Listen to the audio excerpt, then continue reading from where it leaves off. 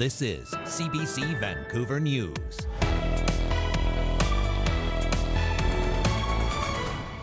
They won't be able to have the same amazing experience with the community that I've had as well. And that makes me really sad. It's official. Gymnastics has been cut from BC high schools. We'll take you behind today's decision and hear from students devastated to be losing the sport. I was quite shocked. I had to deep dive in order to find out this charge. Charges on his cell phone bill for calling a crisis hotline. We hear one man's story and his message to make sure it never happens again. There's a contradiction of what she was saying, which is very confusing for people. And the Surrey policing saga continues. Pressure now mounting on the mayor to sign a non-disclosure agreement. To read the province's full report. Good evening, I'm Tanya Fletcher. An update now to a story we first brought you last night. Confirmation coming today that gymnastics is no longer a recognized activity for BC high schools. Today's decision coming down from the organization that governs high school sports in this province. And as Michelle Gomez is finding out, it's left students and coaches both shocked and upset. It's very frustrating seeing like a sport that you really love to do being taken out. BC School Sports voted to cut gymnastics, eliminating the sport from province-wide competitions. A release from the organization says gymnastics was becoming too community-based instead of school-based. It also says the sport had a low number of participants, fewer than 500 across the province, and they were concentrated in the Lower Mainland. But for many of these students, gymnastics is everything. The team at the school for me, it's the closest to family I have in Canada. The only thing that kept me happy was going to practice and to gymnastics and just to be with the people.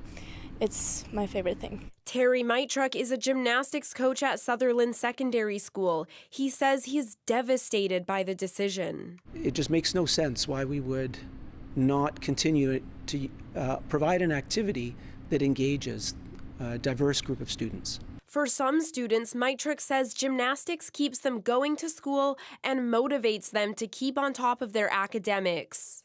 A significant number of children in the province, they're not going to get access to gymnastics at all, and there will be nowhere for them to do gymnastics. The clubs already have waiting lists, and as our gymnasts have indicated, not everybody can afford programs at gymnastics clubs. Grade 10 student Brandon Thompson is upset future students won't have the same experience he has.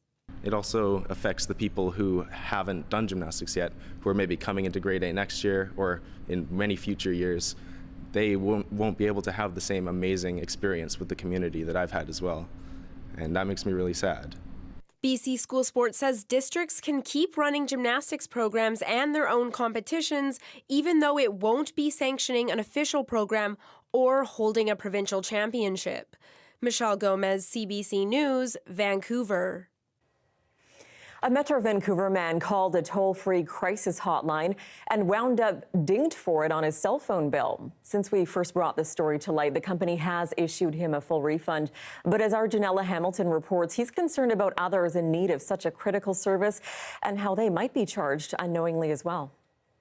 On May 3rd, Philip, who is a Freedom Mobile customer, made a 22-minute phone call to BC's 310 Mental Health Support Hotline, a toll-free number that, according to the website, does not require an area code. But days later, after combing through his cell phone bill online, he noticed an unsettling charge for an international call he didn't make. I was quite shocked. I had to deep dive in order to find out this charge.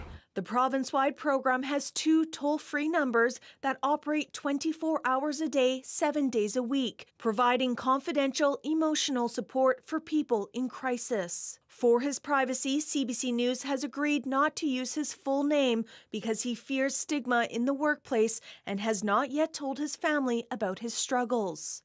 My job itself, it goes through lots of information that is sometimes highly traumatic. I was working at home and I was by myself, and it was very extreme amount of stress on me at that time. It was almost a very panic feeling. That's why I felt like I need some help. Philip took his experience online and quickly found others in a forum who had gone through something similar. In a statement, Freedom Mobile says the inaccurate charge was due to an unfortunate technical problem, adding the customer was compensated as soon as we learned of this issue, which we are taking very seriously. I was like, can you please review this before so that other people don't get charged using this critical service? In a direct message between Philip and customer care, Freedom Mobile blamed the lack of area code as the cause for the international charges, stating the charge occurred because 310-6789 was dialed rather than the 1-800 number itself. The agent told me that, you shouldn't have called this number, you should have called another number, which I felt kind of shift the blame to me. And I was like, oh. It felt really not nice. Philip says initially he was unsure about reporting the erroneous charge as it means disclosing his identity. It can be really embarrassing to reach out and complain about that. So that's one of the things I really appreciate Philip for, is that he let us know. And it isn't anything to be ashamed of. If you see a charge like this, it is absolutely a mistake. I feel lucky that I'm able to chase after and get this money back, but I worry for other people who don't have this time, resources, or that technical knowledge. Philip says he especially worries about seniors who may not know how to use technology to monitor their phone bills. He hopes Freedom Mobile and other cell phone companies take concerns like his seriously to make sure it doesn't happen to anyone else. Janella Hamilton, CBC News, Metro Vancouver. Well, it's not even mid-May and already British Columbians are dealing with extreme summer-like weather. The soaring temperatures may come as a welcome news to those tired of a long and cool spring on the West Coast. But the rare and likely record-setting heat comes with a lot of risk and some warnings. I love the sun. I'm already wearing shorts and a tank top, so I'm excited for it. There's a wonderful contrast to the spring we've had. Hot weather plans, being outside, being close to the water. BC is dealing with some serious heat. It's something we hear every year, but almost never this hot this early. This event, it obviously isn't normal. I can't remember another May that has been this hot in my lifetime. In many areas, temperatures are 10 to 15 degrees above normal. This heat wave hitting 2 years after the heat dome that killed more than 600 people. The probability of these events occurring within 2 super close by years would be quite low without a global warming event that we're seeing with climate change. The heat dome of 2021 was unprecedented and unforgettable. I just remember seeing lots of patients coming in by ambulance with heat stroke, maybe unconscious, vomiting, and they were just laying in stretchers in the hallways and we couldn't get to them. So it was pretty dramatic. The fallout was political too. The province criticized for not giving people enough warning to prepare. This year, the government is getting out ahead of it. We have increased ambulance capacity now, as well as increased ability to notify British Columbians of dangerously high temperatures so that people can prepare themselves. Stay hydrated, check on your family, friends, and anyone who might be vulnerable to heat-related illness. Precautions are coming from police, too. RCMP are urging you to child-proof windows and balconies to prevent falls and to never leave kids or pets in hot cars. And for those already being hammered by floods and fires in BC, well, this heat wave could make things even worse. So sometime midweek next week is likely when we'll see a definite response from the melting of the high elevation snowpack to say. And for just fires in general, we already have some going on in the northeastern parts of the province. So, I mean, it's not to a surprise that it has been dry in some places in BC and that we should be kind of on the alert for that too. The good news, overnight lows are still seasonal, so there will be more of a chance to cool off at night than what we normally see with these kinds of extreme daytime highs. Meteorologists are forecasting the temperature to dip slightly come Tuesday, but still well above average for this time of year.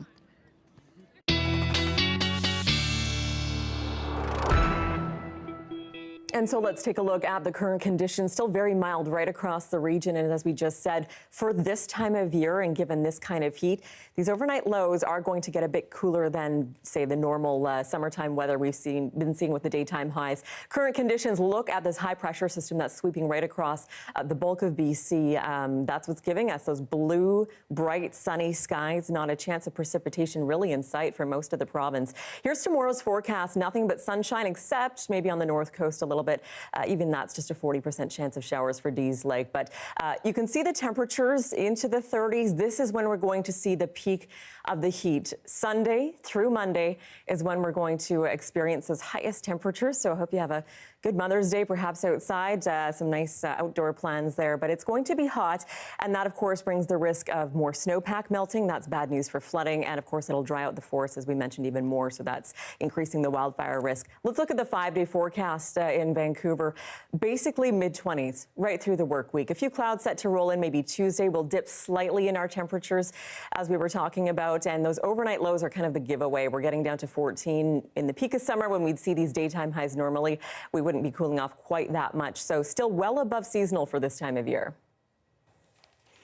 A standoff between the province and Surrey's mayor over the policing report delivered to the city continues. The BC government has agreed to hand over the full unredacted version of that report, but only if city staff and council sign non-disclosure agreements. Surrey Mayor Brenda Locke refuses, and as Yasmin Rania is finding out, impatience is growing on all sides.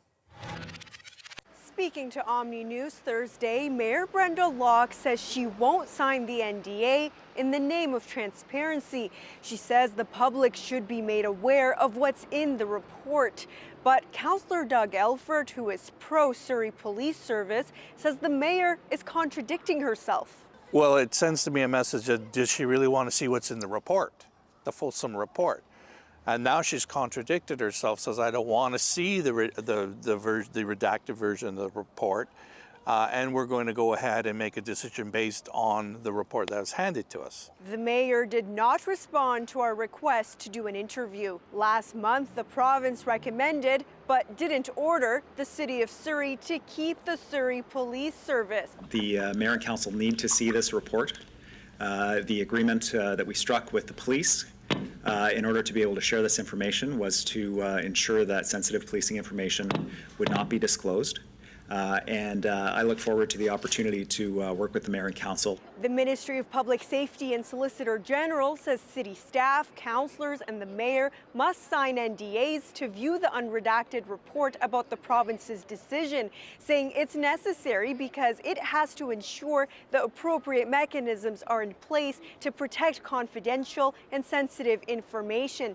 Councillor Elford says he's ready to sign the NDA and urges Locke to do the same. If signed, the mayor, city staff, and councillors will receive a copy of the report and can review it as they see fit, as long as they respect the terms of the agreement. Yasmin Rania, CBC News, Surrey. Well, a day after an officer shot a man who drove into the North Cowichan RCMP detachment in Duncan, residents who live nearby want more answers around what exactly happened. Distressing day for lots of us. If this is not some isolated incident and it was possibly something targeted towards the RCMP, my concerns are as being a resident living right next door to the RCMP detachment. This all happened yesterday morning. Mounties say an officer was checking a police SUV when a man suddenly drove into the employee parking lot, ramming into the SUV and injuring the officer. A second officer then allegedly fired his gun at the vehicle and shot the driver, which was also captured on video. Mounties say both were taken to the hospital with non-life-threatening injuries. The province's police watchdog is now investigating. Well, homicide investigators in Maple Ridge have announced 2 arrests more than 2 months after a man was found dead. 55-year-old Surinderjeet Jack Singh's body was discovered near a Maple Ridge High School. A 33-year-old woman and a 44-year-old man, both from Maple Ridge, have now been charged with second-degree murder. Police are still asking for tips in this case. Mothers and families of loved ones who lost their lives due to wrongful deaths in BC marched to the Premier's constituency office to demand changes to the Family Compensation Act. I love to see David Eby do something right for a change for the BC families. We're all suffering. We're the only province that doesn't have this law. There are things that are missing in the system, and I hope that the politicians have the will to first learn about it, discuss it with us, and then come up with a plan. The BC Wrongful Death Law Reform Society wants to see the law changed so that families can go to court if a loved one is killed in what they consider to be a wrongful death. Currently, BC's laws only allow families to seek compensation if the person killed is a breadwinner. This event was the second annual Mothers for Justice Memorial Walk organized by the group. Well, meanwhile, the streets of Langford were filled with runners and supporters at the annual memorial run in honor of Constable Sarah Beckett. For all those that did know her, we want to pass on her memory and make sure everyone knows just what she meant to us, and also the impact on the community that her tragic death had. So it's kind of a way for the community to heal together. Constable Beckett was killed when a drunk driver ran a red light and struck her cruiser in the spring of 2016. This is the first time the event was back on in person since the pandemic, and some of the proceeds will now go towards the Constable Sarah Beckett Memorial Scholarship. Well, Coquitlam Little League's former treasurer is facing charges of theft and fraud, accused of stealing more than $100 million. Terry Michael was the league's treasurer for 6 years. The theft was discovered when club members reported they had not received refunds after the 2020 baseball season was canceled due to the pandemic. The account had insufficient funds with less than $3,000 remaining. Michael's been charged with one count of fraud over $5,000 and one count of theft over $5,000. She has been released from on bail ahead of her May 19th court appearance. And a Victoria skater recently turned pro and managed to sign on with a California skate company. Today, friends, family, and fans all gathered to celebrate her success. I'm still coming down from it because it was a complete surprise to me. I'm, excited that the company is wanting to support me that way and that I get to be a part of what they're doing because I'm a very big fan. So, no, it's special. It's really special.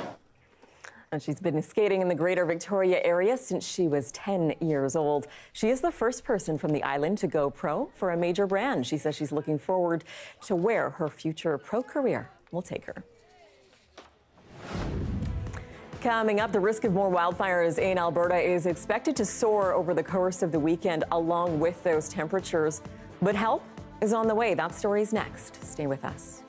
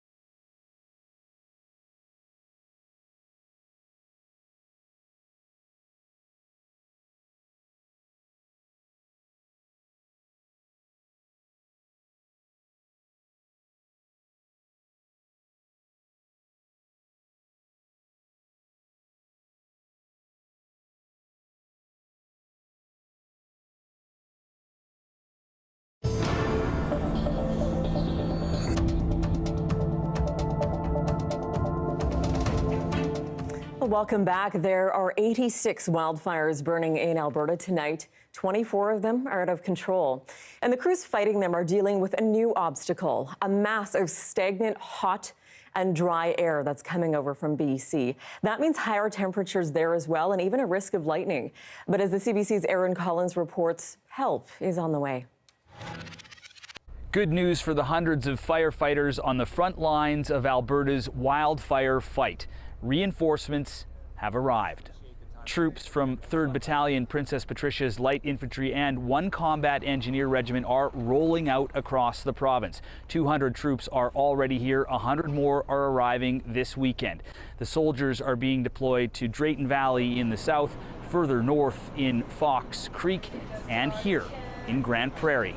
So day to day, we work in platoon-sized elements, and we are accompanied by crew superintendents that assist us as subject matter experts fighting the fires. We have been equipped through the Alberta Wildfire team with water packs and specialized tools to properly clear debris, turn over earth, douse hot spots, and prevent flare-ups, particularly for next week when the temperatures are going to increase higher than 30 degrees Celsius.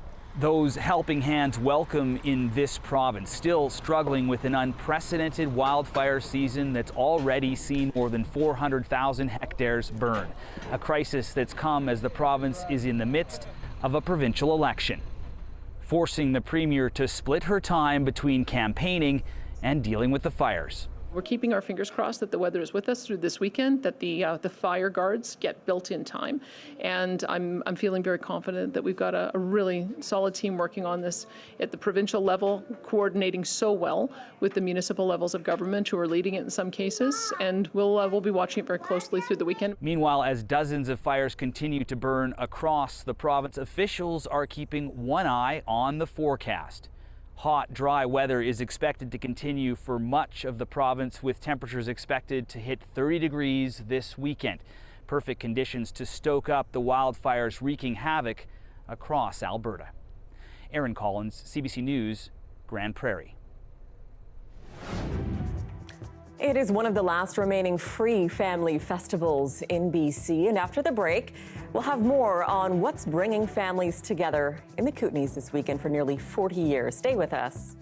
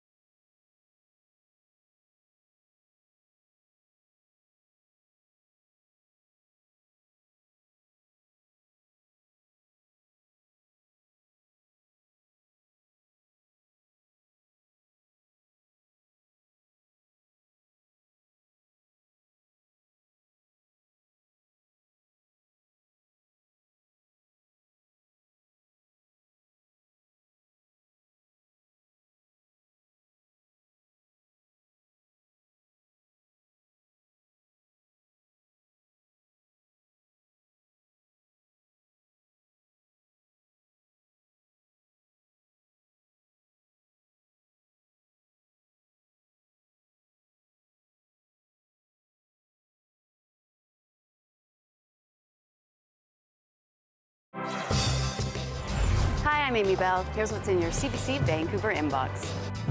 May is Asian Heritage Month, and we're celebrating by sharing the stories of amazing Asian Canadians who are making meaningful contributions in the community. Visit cbc.ca/BC Community to learn more. And never miss a special programming series, event, or contest. Subscribe to CBC Vancouver's e-newsletter at cbc.ca/Vancouver inbox and keep connected with us.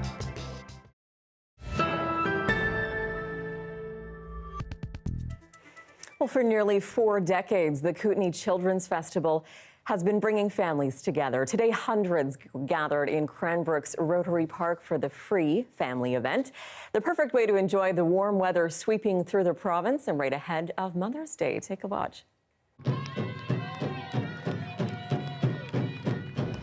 Hi, I'm Monica Graham, and I'm the festival coordinator for this year's Kootenai Children's Festival. This is one of the last free festivals in all of BC. We pride ourselves on providing a safe and welcoming environment for every single child. I think the energy is amazing. We couldn't have asked for a more perfect day as far as weather. There's a light, cool breeze, and it gets our community all together. It is so important, especially if we live rural and remotely, which we do.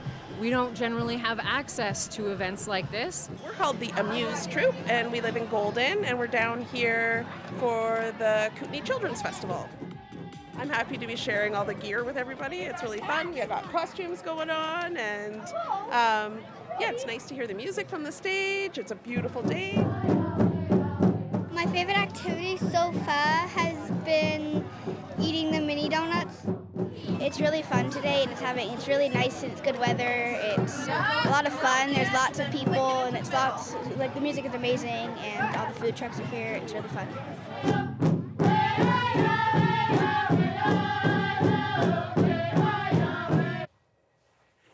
And that is your late news for this Saturday. For news anytime, of course, you can always head to our website. We're at cbc.ca/BC. Your next local newscast is on CBC Radio 1. That starts tomorrow morning at 6 o'clock. Thank you so much for joining us. Have a great night.